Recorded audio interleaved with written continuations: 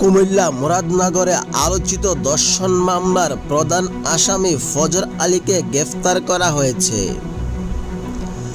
রোববার সকালে রাজধানীর যাত্রাবাড়ী এলাকা থেকে তাকে গ্রেফতার করে পুলিশ।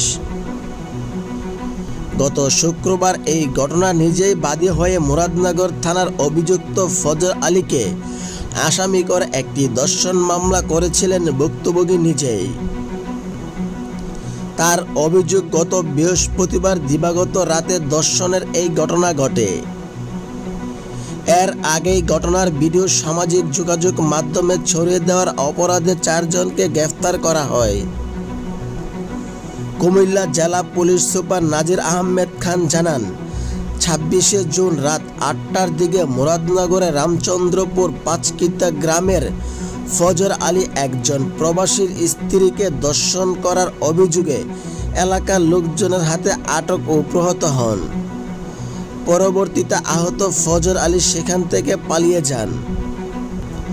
ঘটনাস্থলে উপস্থিত কিছু লোকজন তাৎক্ষণিকভাবে ভিকটিমের ভিডিও ধারণ করে সামাজিক যোগাযোগ মাধ্যমে ছড়িয়ে দেয়।